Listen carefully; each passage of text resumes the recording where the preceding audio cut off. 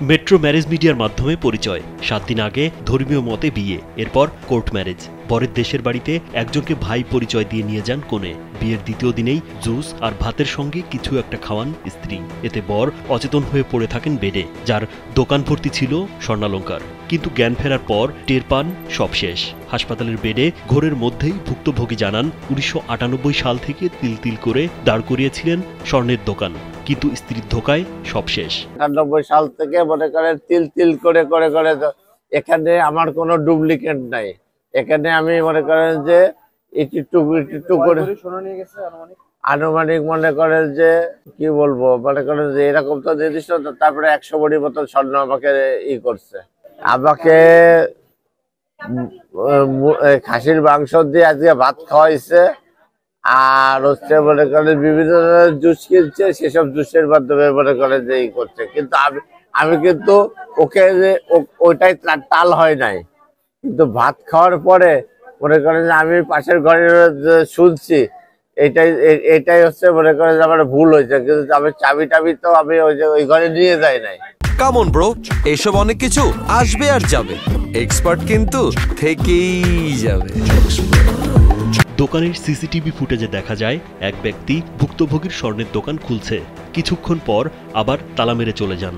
ভুক্তভোগীর অভিযোগ, পরিচয়ের পর থেকেই কোর্ট ম্যারেজ করার জন্য চাপ দিতে থাকে কনে, আর যে ব্যক্তিকে ভাই পরিচয় দিয়ে বিয়ের সাক্ষী করা হয় সে কনের ভাই কিনা তা নিয়েও এখন সন্দেহ তার। বিয়ে করছি আরো 1 সপ্তাহ আগে, কিন্তু তাকে সিঁদুর এবং শাখা পড়াইছে এবং সে আমাকে চাপ দিচ্ছে কোর্ট ম্যারেজটা করার জন্য।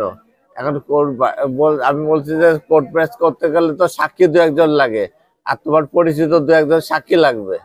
এখন ও আমাকে একটা ভাই পাতায়, ওকে ভাই নাকি ওকে ভাই পাতায় নিয়ে আসছে সেটা আমি বলতে পারবো না। 28 অক্টোবর চাঞ্চল্যকর এই ঘটনাটি ঘটেছে খুলনার খালিশপুরে। এ ঘটনায় ভুক্তভোগী স্বর্ণ ব্যবসায়ী গৌতমকে স্থানীয়রা উদ্ধার করে খুলনা মেডিকেল কলেজ হাসপাতালে ভর্তি করেন। জ্ঞান ফিরলেও এখনও স্বাভাবিক হতে পারেননি তিনি। তার এক বন্ধু সন্দেহ প্রকাশ করে বলেন, মেট্রো ম্যারেজ মিডিয়ার এক লোক গৌতমের সঙ্গে এসে সবকিছু দেখে তারপর বিয়ের নাটক সাজিয়েছে এবং লুট করেছে। ইনি হচ্ছে গৌতম দা, আমার বন্ধু।